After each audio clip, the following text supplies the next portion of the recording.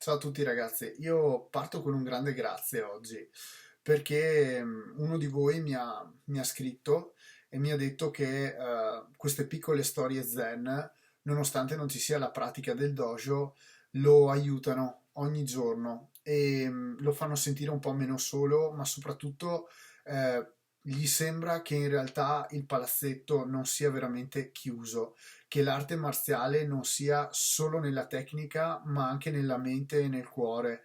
Ecco, quando un allievo o in altre occasioni più allievi vedo che vedete queste cose, che sentite e capite queste cose, allora ha senso avere fatto tutte queste storie fino ad oggi e le porterò a termine tutte quante perché c'è il fine, nel senso è arrivato già per alcuni un bel passaggio di consapevolezza e questa cosa non sostituirà mai il tatami, però è una bella mente aperta che io consiglio a tutti, perché questo libricino magari non tutti potevano andare in biblioteca a prenderlo o comprarselo, o magari mancava semplicemente il tempo. Qualcuno di voi mi ha detto che mi ascolta mentre va a lavorare o quando ha 10 minuti prima di andare a dormire. Io sono veramente grato a tutti voi perché non sono una persona che è arrivata eppure state ad ascoltare. Io quindi vi ringrazio del vostro tempo.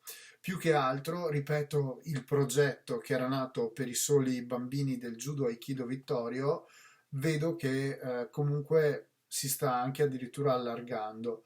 Ecco, su questo dovete sapere, ripeto, che il progetto era iniziato e continuerà per gli allievi del Judo Aikido Vittorio Veneto, perché sono veramente persone che mi mancano, manca la loro pratica, la loro presenza in materassina, mancano le famiglie, i genitori che si vedevano negli scambi di turno.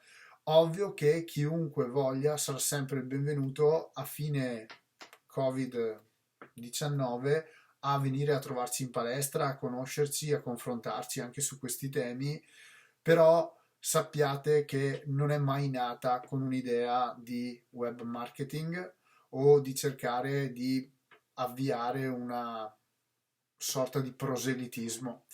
L'idea è sempre stata quella di riuscire ad abbattere delle distanze e di riuscire a tenervi la mente occupata con qualche pensiero che nella pratica futura vi potrà aiutare. E questi tipi di libro, come il libro dei Cinque Anelli di Musashi, La Via della Pace di John Stevens, I Fondamenti di Judo di Jigoro Kano, 101 Storie Zen, Consigli a un guerriero compassionevole, altro libro bellissimo.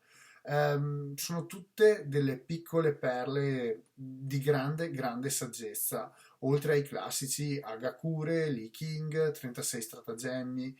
C'è veramente di tutto sulla cultura orientale per riuscire a districarsi meglio in quello che è appunto una conoscenza della nostra arte marziale, nel senso che deriva da questa cultura, c'è questa matrice. Noi capiremo un po' meglio se ci mettiamo a studiare e se lavoriamo sodo. Quindi ripeto, un grande grazie a voi e a tutti quelli che sono entrati in contatto con questa cosa. La storia di questa sera si intitola Il sudore di Kazan. Kazan fu pregato di celebrare le esequie di un signore di provincia. Prima di allora non aveva mai incontrato signori e nobili ed era molto nervoso. Quando la cerimonia cominciò, Kazan sudava. Quando tornò dalla provincia, radunò i suoi allievi attorno a sé. Confessò che non era ancora idoneo a fare l'insegnante, perché nel mondo della fama gli mancava l'imperturbabilità che possedeva nel suo tempio isolato. Poi si dimise e diventò allievo di un altro maestro. 8 anni dopo tornò illuminato dai suoi antichi allievi. Questa storia implica che quando crediamo di essere arrivati, in realtà probabilmente non lo siamo affatto. È anche una storia in cui ci invita a meditare sui nostri percorsi e anche a capire se realmente abbiamo bisogno di qualcuno che ci guidi, di qualcuno che ci aiuti. Io personalmente credo di aver trovato delle belle direzioni, però ancora ad esempio non mi sento una sorta di direttore d'orchestra, ma di semplice strumento che può seguire un'orchestra. Ecco, diciamo che un maestro può definirsi illuminato e un allievo può seguirci un po' da distante, e io mi sento un allievo che segue qualcuno da distante in questo momento e c'è ancora tantissimo da imparare. Ecco, ponetevi sempre nell'ottica dell'umiltà, soprattutto per la parte marziale, e cercate di essere prima di tutto grandi allievi, grandi seguaci e di impegnarvi al massimo. Io perlomeno sto cercando di fare questo e nel contempo se siete delle guide, di cercare di guidare al meglio, perché non è per niente facile e non è per nulla semplice.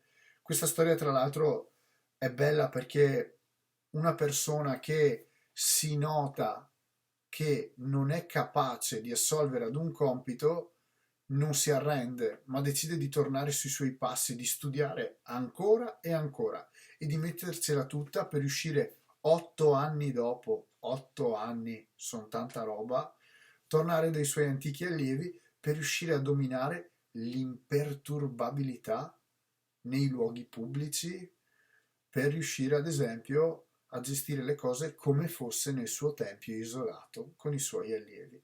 Quindi dateci dentro in tutto e siate dei coltivatori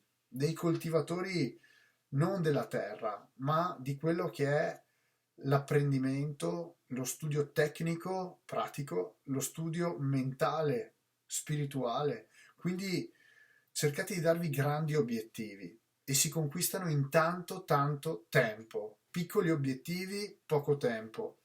Grandi obiettivi, tanta fatica, tanto sudore, tanto tempo e tante soddisfazioni. Questo credo sia giusto dirvelo.